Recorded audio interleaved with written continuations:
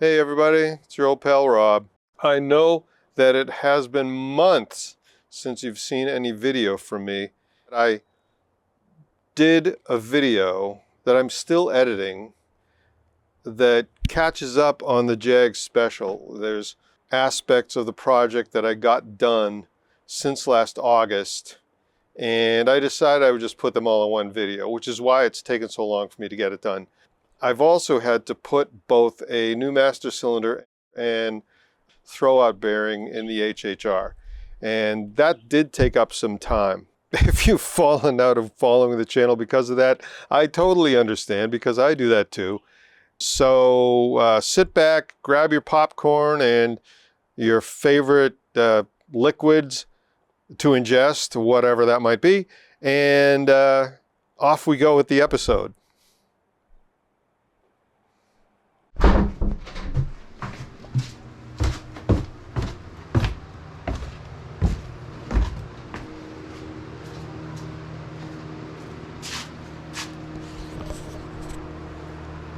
Hi, I'm Rob. It's garage time.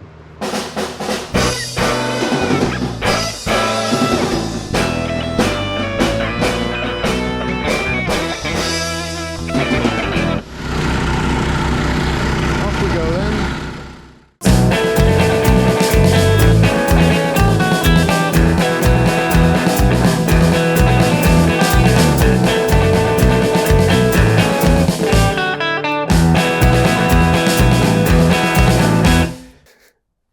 Hey everybody, welcome to the garage. It's your old pal Rob.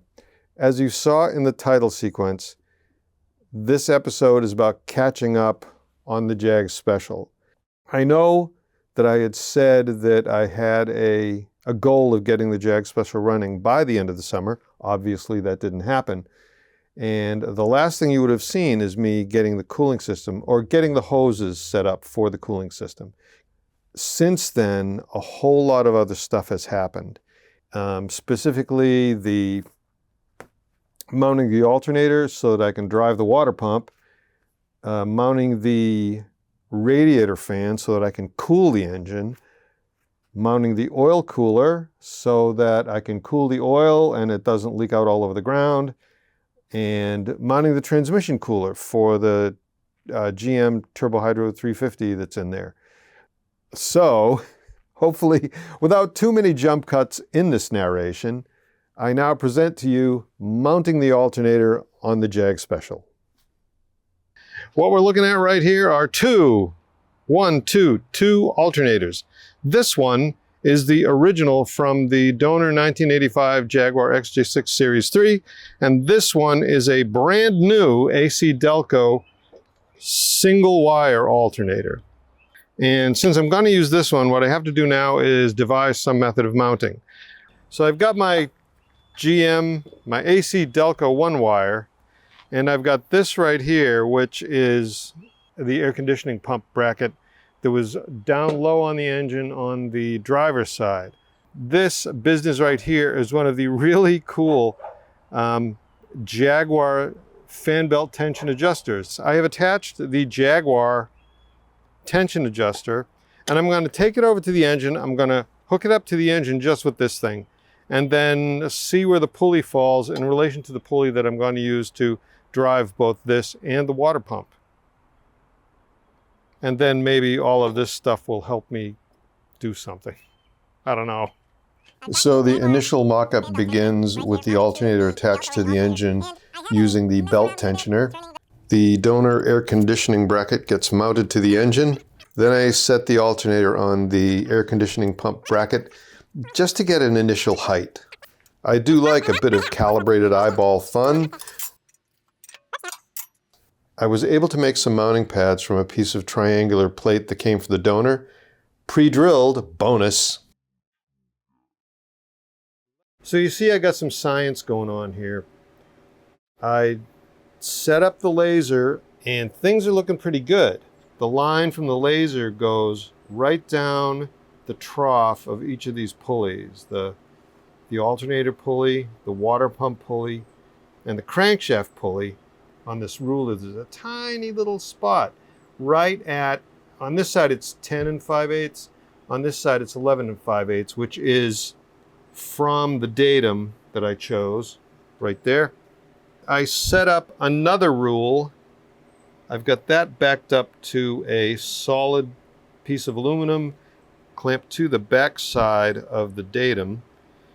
Right there, the laser is hitting the rule right at 11 5/8. Everything's at 10 5/8 where it wants to be, where it needs to be. 10 5/8, 10 5/8, 10 5/8, 10 5/8, 10 5/8 on the rule. I pronounce the offset of these pulleys set. The only other thing that I have to do is check the alignment between the alternator pulley and the water pump pulley. I've got this straight piece of aluminum. This is just regular hardware store aluminum, but it is straight. And I know that it's straight because I applied a straight edge. And there it is, no gaps. We have our straight edge pressed against the bottom of the flange, and we make sure that it's not too deep because there's a little fillet right here in between the round part of the pulley and the flat edge of the pulley flange, and it can make the straight edge wobble. So let's make sure that this thing is crossing the center of the alternator pulley, and then we gently push it inwards. And that comes out to 11 32. 1 and 11 32.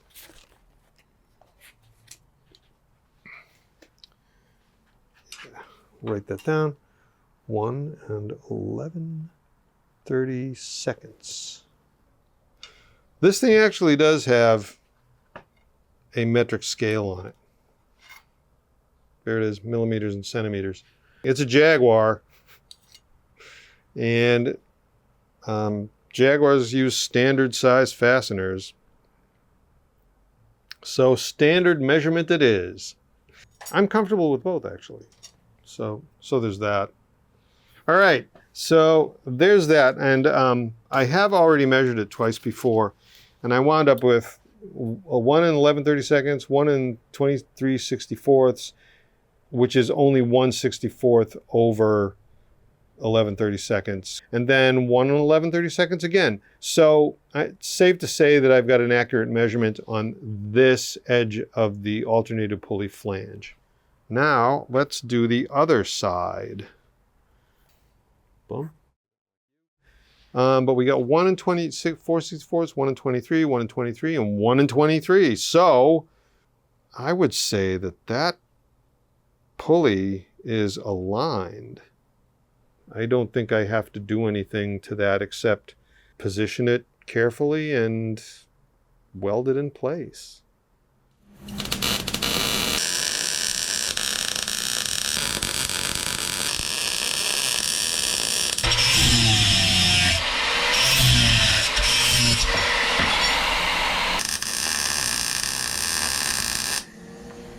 That looks good.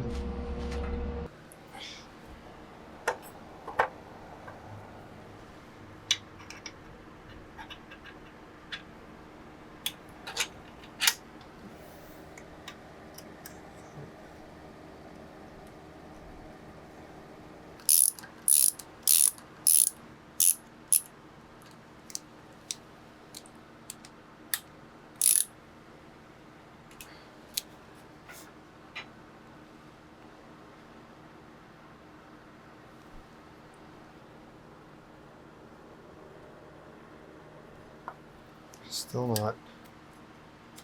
Yeah. Let's go connect the starter and see what happens.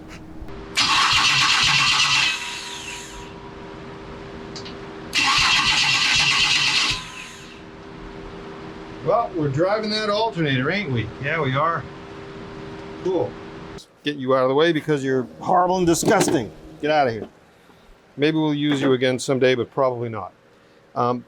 But anyway, this is all set. And I could hook up the electrics, but I'm not going to do that yet because with the alternator on there and the drive belt connected, I can operate the water pump. The water pump will spin. It will pump coolant through the engine and through the radiator. And that means when this thing runs, it'll cool itself. Doesn't need electricity to run for a little while. We can run it off the battery. That'll get it up and down the street up in front of the house. Yay! So we've hit this milestone. The alternator is mounted, and let's move on to the oil cooler.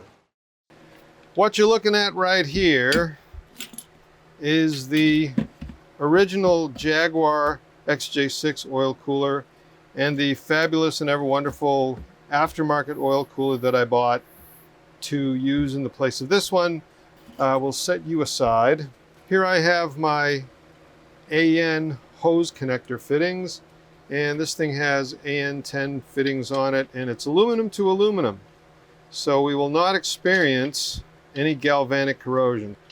Here are the two right angle hose fittings on the oil cooler, and they'll be oriented something like that, with the hoses going off, curving into the chassis, and then going back to the engine. So what I got to do now is measure and create a sketch, and then figure out some brackets to mount this thing to the front of the chassis. Okay, let's take our sketch and make some sense out of that.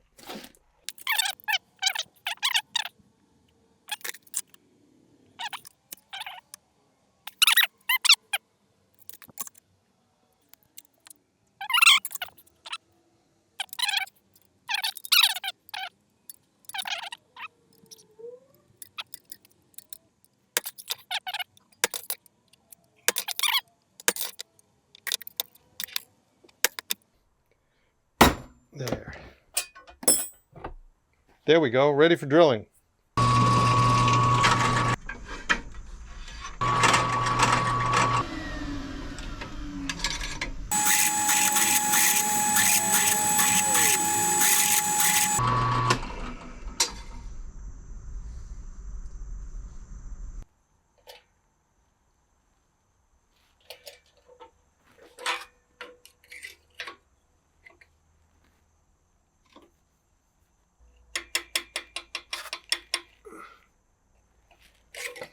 Make sure it's square, and let's bend it, shall we?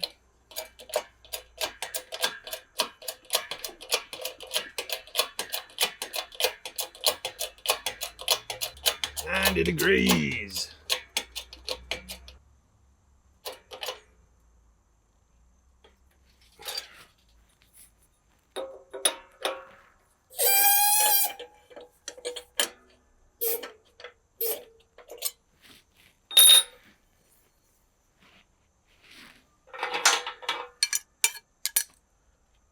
Nice. That looks about right. Check it out.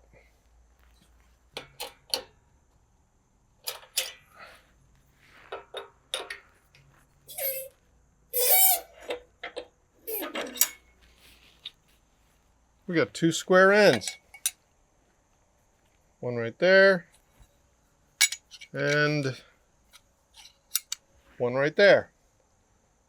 Yep, there it is. Successfully mocked up for the very first time. I'm pleased with my results. This is gonna hold the oil cooler on there real nice like.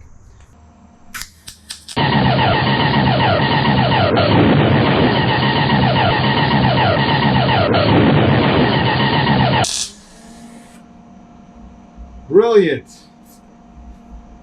I have successfully welded more stuff. What I've got here is one of these stock XJ6 XK 4.2 6-cylinder oil cooler fittings that go into the engine. I cut the crimp fitting, and then I pull the hose off. And so what I'm going to do now, take these number 10 AN fittings that I bought, and I'm going to machine them so that I can insert them into these and then weld them in place. There. Now we'll take the live center and we will tighten that down.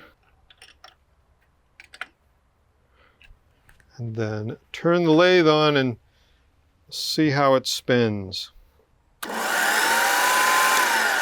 Looks good. All right, we're ready to cut some stuff here. Oops.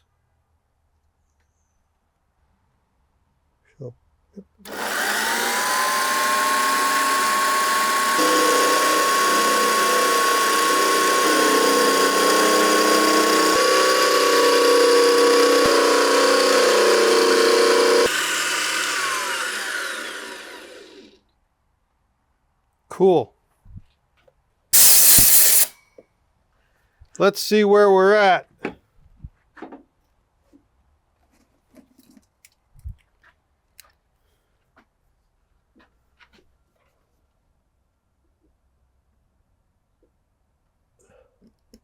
Oh, good.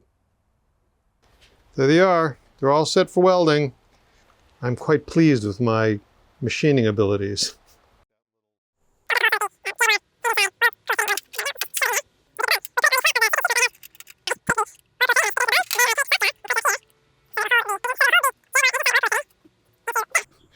Okay, so this is all set for welding. Let's go fire up the welder and have some fun. And I just want to say that for my old climbing buddy, Chris Gizek, I am going to wear some welding protection. Hey! Now, let's weld the thing.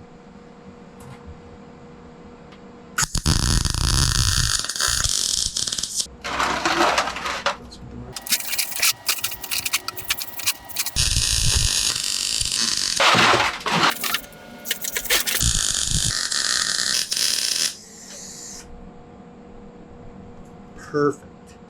We have two oil cooler fittings with steel AN10 weld bungs welded on. I am confident that these things are not going to leak even in the least. And there they are, the two engine side oil cooler fittings in place, clamped into the engine with the stock clamp. And now let's put these on. Put on the hose ends, just for fun. Uno and dos. Nice. There they are. The hoses will come out of here and go up to the front somehow. I've got the 90-degree AN fittings ready to go. Let's put one on here, like so. Let's put two on here, actually. Put this one, which will go like so. Come on. So now I got to put these ends on these hoses. And I've already done the straight ends. Right here I have the straight AN10 fitting assembled to its hose. And it turns out that attaching these hoses to their AN fittings is way easier than I thought it was going to be. And where I want to cut it is right about there. Yeah, all right, there's that. We'll get that marked. Let's remove the hoses and cut them and assemble them to their 90-degree AN10 ends. So here's our mark right there. I take some masking tape, just enough, wrap it around the mark so that the mark is about in the middle of the tape. Okay, right, like so. So let's wrap it around, nice and tight. And we mark it again in the middle of the tape. We put on some hearing protection.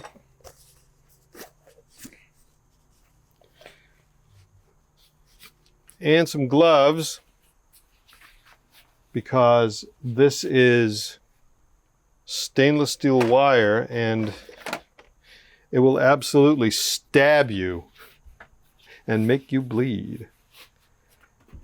And then we cut it with an abrasive disc.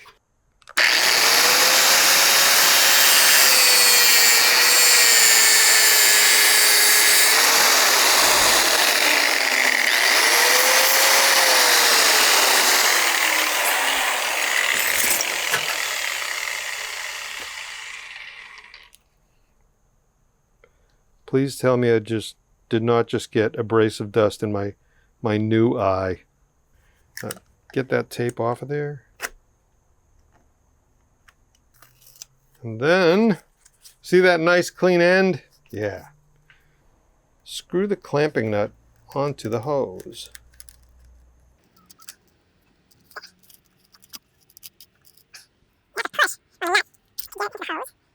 And what you want to see is about between a 1/16 and an 1/8 of an inch between the end of the hose where the threads begin on the nut. There, that looks good. Okay, so now what we're going to do is take this nut and put it in the vise. But we want it to be right at the end so that we can, yeah, there we go, good. So now we have this end. It's going to go in there. It's going to hit the threads, and then we screw it in. Okay, so now it says in the instructions to coat this end of it liberally with assembly lube. They show an oil can, but I'm going to use my favorite assembly lube for rubber. Then we take another Sharpie. We mark the hose at the back of the nut. And the reason we do that is so that we can see if the hose gets pushed out when we assemble it. Because as it says in the instructions, if you see more than an 1/8 of an inch of push out on the back of the clamp nut, what you should do is swear and do it over. So we're screwing it in. It's starting to get tight. And what I'm doing is I'm pushing on this other end so that it will not push out of the clamp nut. So now we take the adjustable wrench, we put it on the AN10 fitting nut, and we screw it in. And you screw it in until you see anywhere between what they call 3/50ths of an inch to 1/8 of an inch. And that looks just right, actually. There. That end is assembled. We have 2 working ends on this hose. So now I'll do the other one, and we will assemble them to the oil cooler. Boom. Pretty cool, huh? All right, punto final, as they say, or as I say. We're going to start with this end. Yeah.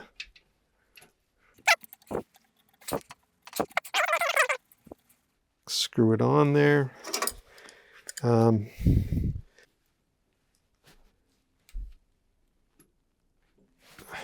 There we go. And now this guy, someday I may actually get myself a set of AN. Yeah, I can't speak. Someday I will get myself a set of AN wrenches. Maybe. Possibly. Let's do this. That'll be easier. There we go. Nice. Okay. That ought to be tight enough, don't you think? Good. There we go. Let's go connect it to the engine. Yeah. I'm psyched. We've got fresh oil seal O-rings. We lubricate the O-ring. We're going to be generous with that. Get some into the oil cooler fitting on the block. There we go. And some on the outside edge. We really don't want to tear these things. And then we will set it into its hole. Then we take the next guy and do the same thing.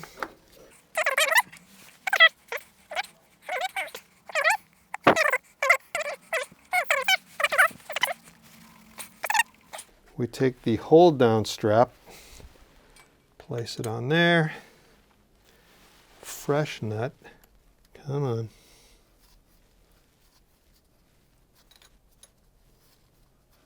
Of course, now the nut is slippery because I have, in fact, and then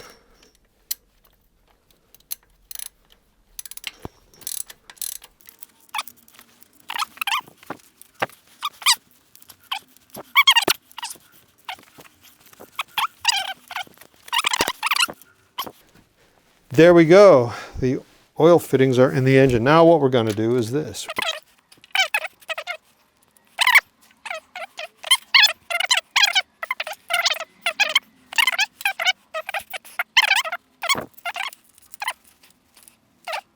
Boom. That's tight. Cool. It's all connected. It's connected at the engine and up to where you saw them connected to the infamous and ever wonderful oil cooler. Let's take a moment to enjoy our victory on the oil cooler and then move on to the radiator fan and its mounting system, which will be brackets. Brackets that I will build right now. Today what we're doing is adding a cooling fan to the radiator. And this cooling fan is designed to be stuck right on the radiator. Ordinarily there would be some special zip ties that go through these holes here. There are notches for bolts. There's 2 on the top, 2 more on the bottom. I've already mounted 2 hex head bolts into the top 2 notches. What I'm going to do is I'm going to show you how I squeeze those bolts in. I happen to have 2 right over there on the bench. There's the hex head.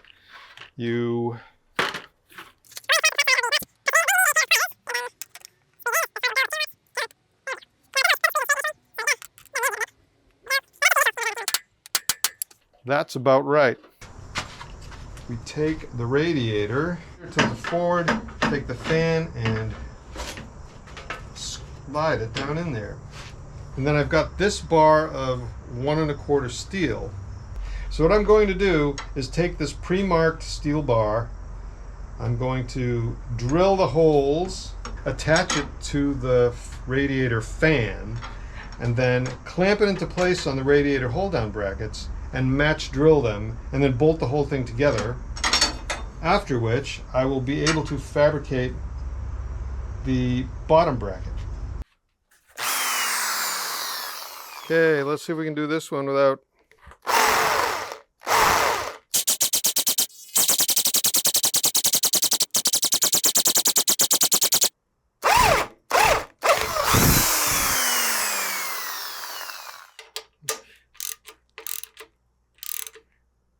There. Okay, what I want to do now is run a test of this thing. I have added a ring lug to the negative wire on the fan. I have added a spade connector to the red wire, and it's already all the way down and connected to the battery. I've got my little test switch here. Make sure it's off. I have every confidence that this thing's going to work just right, just mint. Okay, it is grounded. And the positive wire is on. Let's see what happens.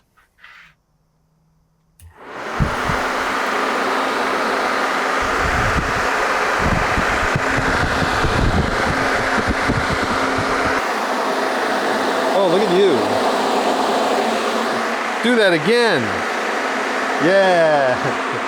Mint. Once more with feeling so the camera can see the whole thing. Whee, bum. Yeah.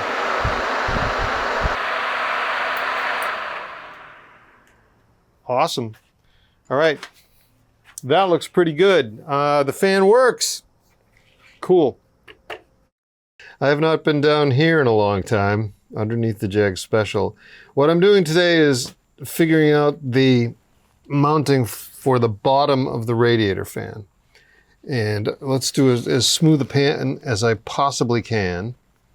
Here we go, extreme close-up, and up there you will see the bolts at the bottom of the radiator, which I have already pressed into their little slots on the radiator. And then here we have the very bottom of the radiator mount itself. There's the front, there's the back, and over on this side is the other. It's front and the back right there. And I think you can see perhaps that the hole there, which I'm going to use as the bottom of the fan mount, is not in the same plane as, whoops, bumped the camera, as the bolt on the bottom of the fan itself. So I have an idea of how this is going to work, of how I'm going to fabricate this particular mount, but it isn't going to be easy. And what I have to do before I do any of that, the nice slow smooth pan, is do some measuring and then apply those measurements to the sketch that I've already made. Okay, success. As you can see, the bracket is fully dimensioned. In fact, it's over-dimensioned. And I may get underneath there and confirm some dimensions, just because I only want to make this once. That's it. Cool. The drawing is done. I've got all my dimensions.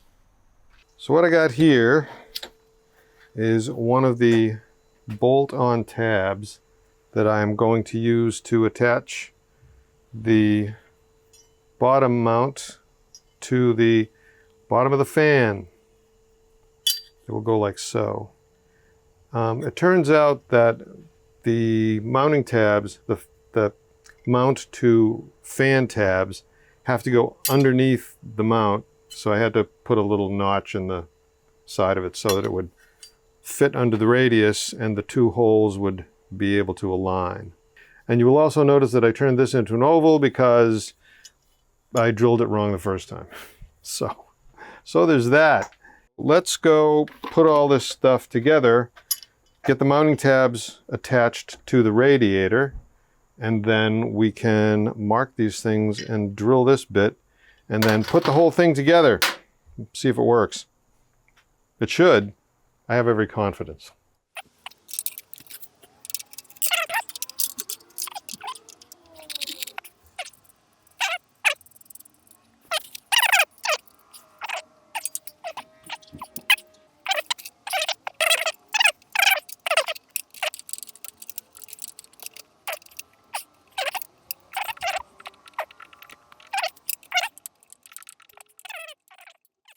Here we have the fabulous and ever wonderful fan to fan mount brackets.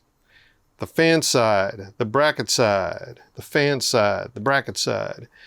They are drilled for a 19/64 clearance and beveled so they look real good. And I've also got some, of course, 1/4-28 screws for them.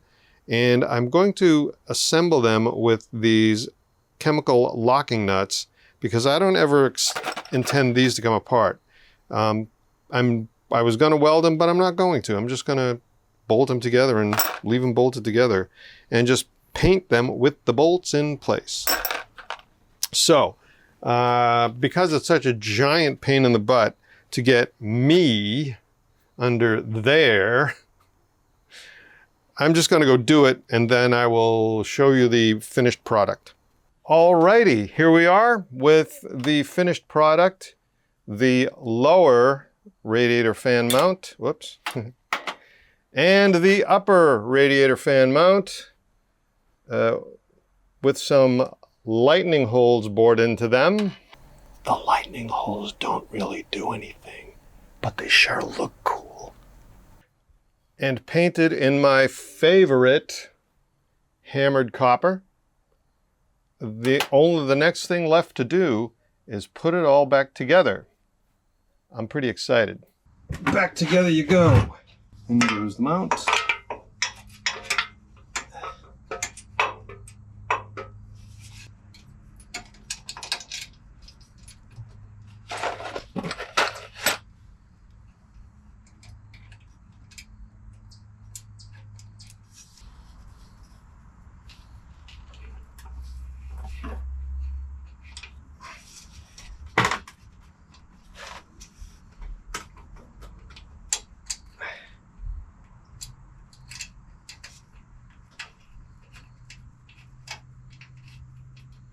Okay.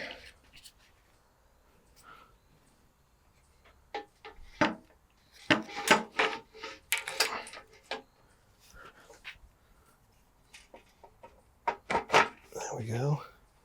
Cool. This guy.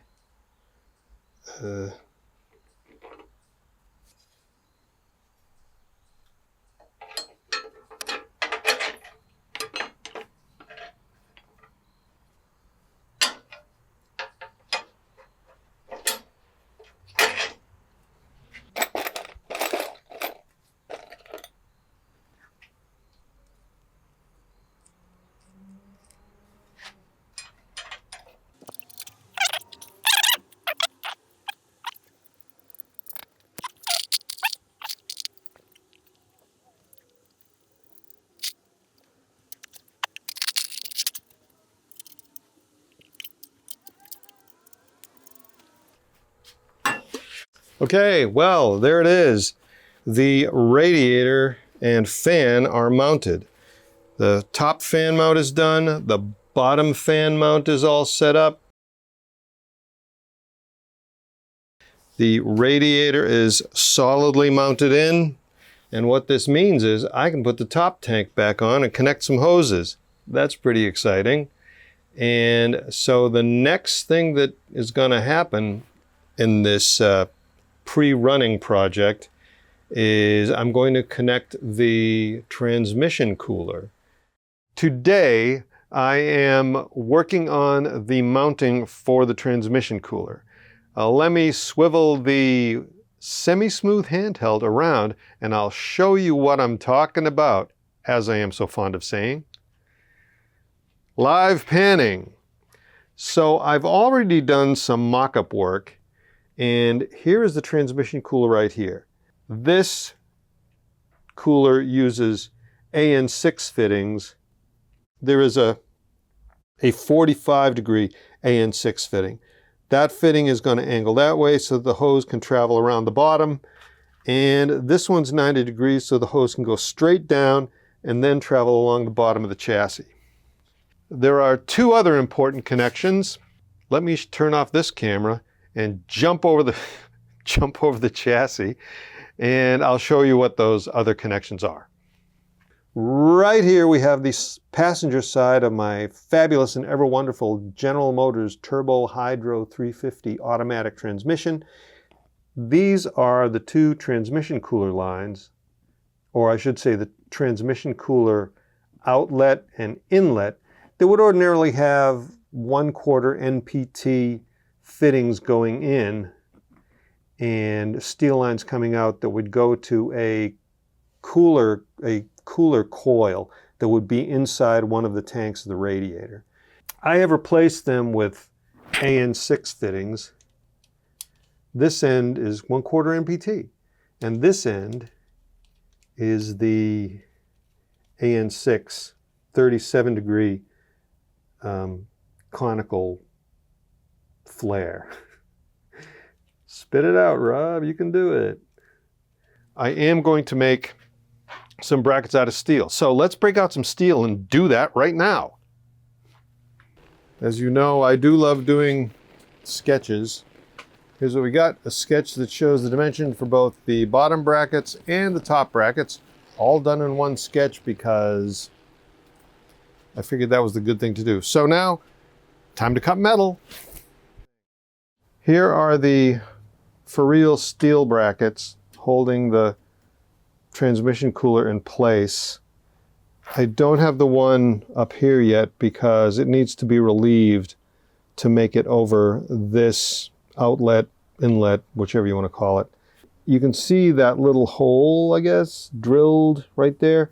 That is the pilot for the bolt that's going to go through this and through the tube and with a nut on the bottom. I'll show you how I spread the load out. I'm not going to put in a crush tube because those are a pain in the ass to put in. Trust me, I'm an expert. But there are several other ways to achieve non-crushability of hollow tubes when you put bolts through them.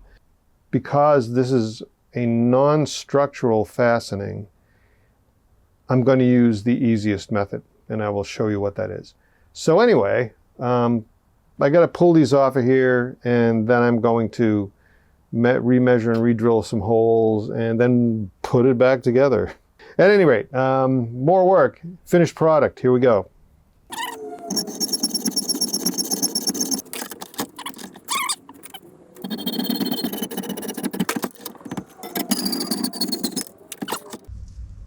Looks pretty good. This is my fabulous Harbor Freight Chicago Electric right angle drill, but that's too tall for doing this.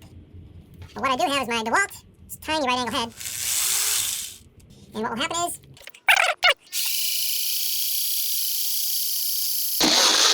hey, look at that.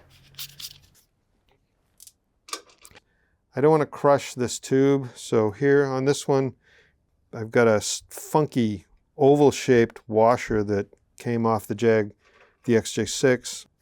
This is another thick washer that came off the XJ6 that will prevent me from crushing the tube.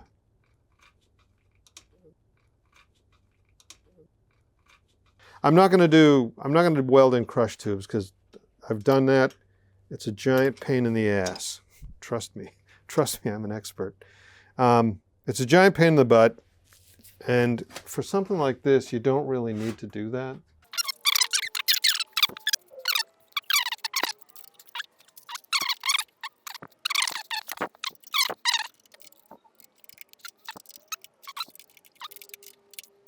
The transmission cooler is mounted. What do you say we make some hoses for that thing?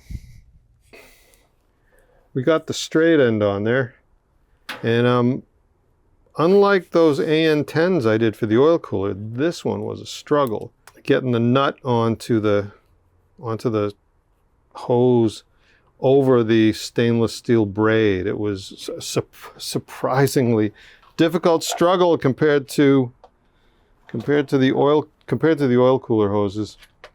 The nipple went in without any problem, and it's nice and tight. So I'm going to say that this will not leak, and if it does, as it says in the evil energy box in the instructions, I will curse and do it again.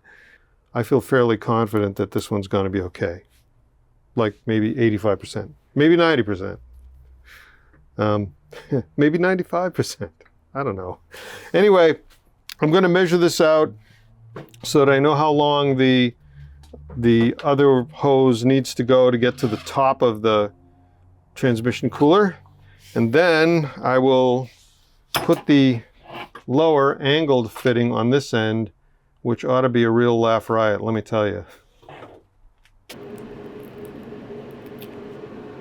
I'll show you a thing. I don't know if you can see, but there is a bevel on the inside of this nut that is supposed to make it easier to get this thing on the hose than it would otherwise seem. Well, as you can see, that did not work especially well.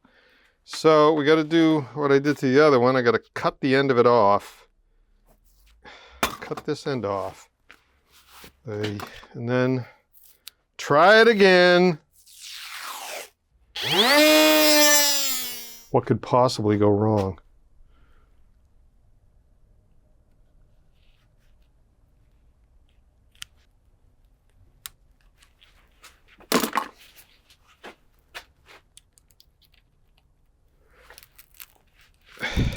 Nope.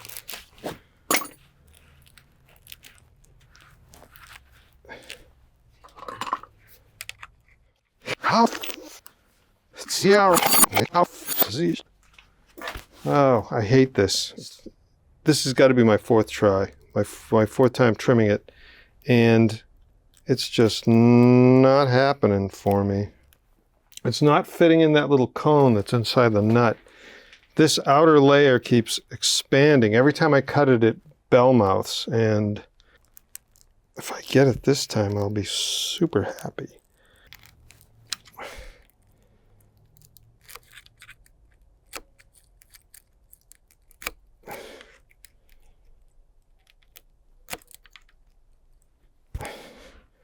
Come on.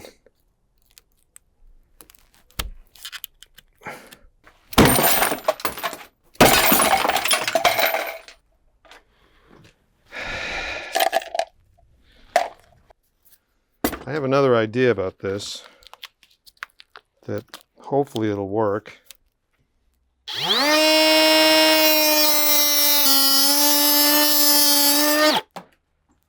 Okay. Now we're just going to leave this tape on here because maybe that will help. We hope.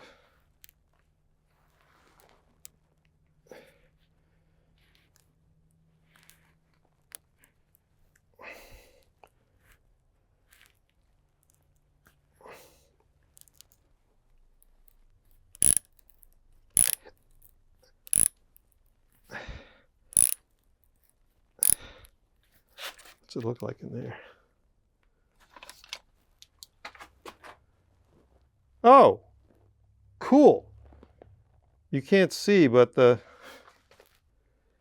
hose is in the nut, which is 2 miles farther than we got before. 1/8 of an inch to go before.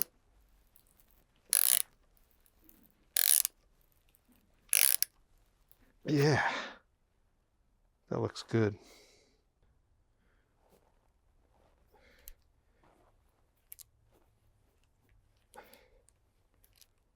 Look at that, will you? It's happening. I'm doing it. Oh my God. You had to have been there. There it is. I did it. Holy shit. Gott den Himmel.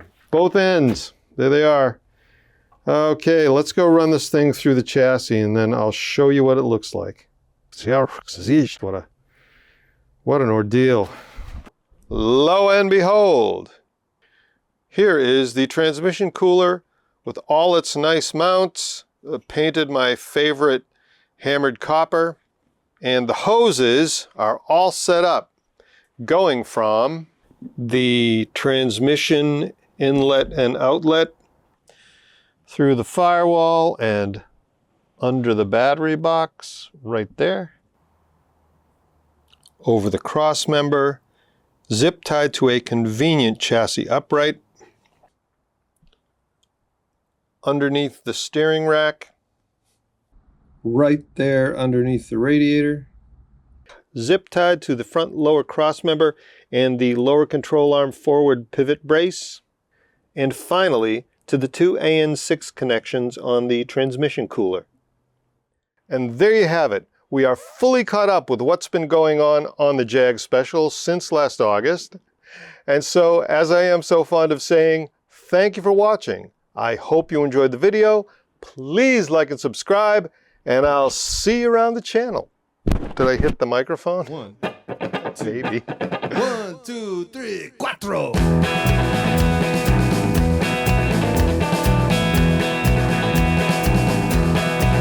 Well, my daddy, he raised stock cars a long, long time ago at New England's fastest quarter mile, good old Westboro Road. He and Mom would rally around in their MGTD, but they bought a Porsche 356 the year my mom had me. I was raised by gearheads, this apple fell not far from under Daddy's tillage, messing around with cars.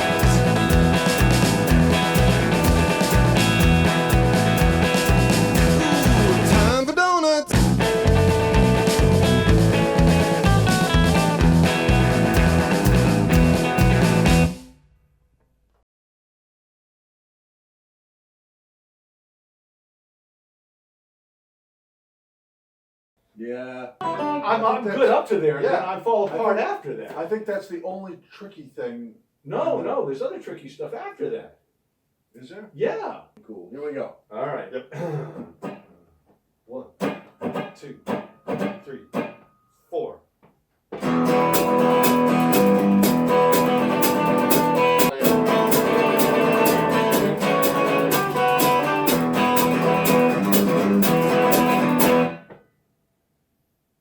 You do it? No, I didn't do it. Yep. Yes. Okay, here we go. No fucking weird counts. Right. Yeah. 1, 2, 1, 2, 3, 4. I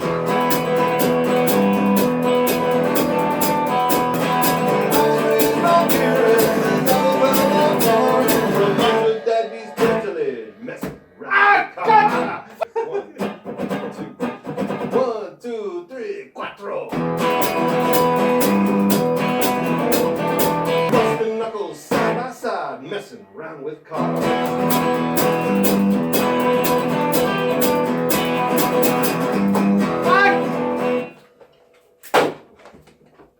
funny.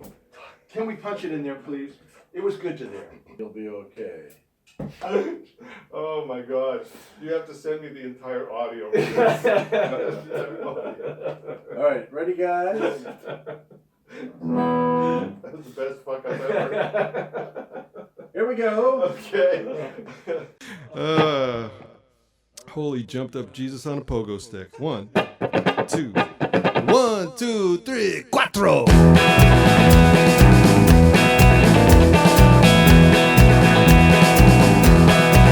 Well, my daddy, he raised stock cars a long, long time ago at New England's fastest quarter mile, good old Westboro Road. He and Mom would rally around in their MGTD, but they bought a Porsche 356 the year my mom had me. I was raised by gearheads, this apple fell not far from under daddy's tutelage, messing around with cars.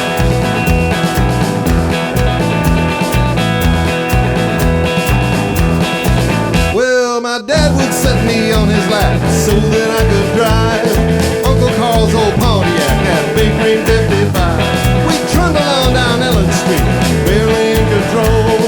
Neither of us much surprised I was only 5 years old.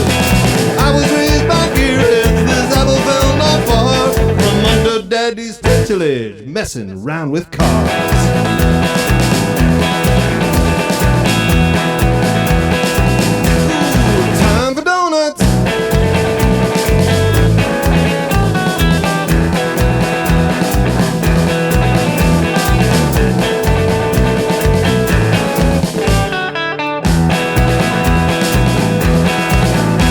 He dug my ragtop GTO, he grinned from ear to ear until I knocked the rods right out, banging second gear. He dug my Carmen Gia too, as if it was his own. But one too many donuts, man, and the tranny, it got blown.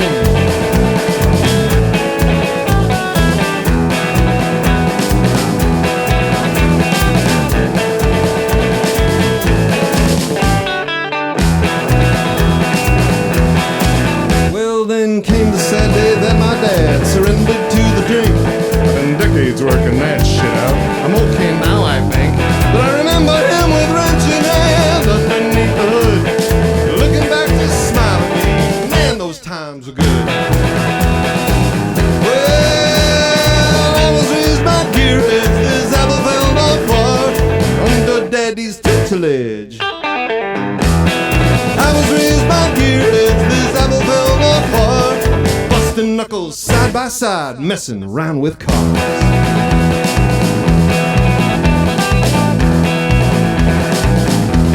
Stand on it.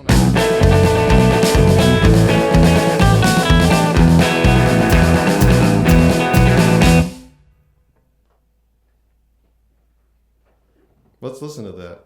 Yeah. I know it was really good till I fucked it up, so. Let's listen to the whole thing. Oh, God.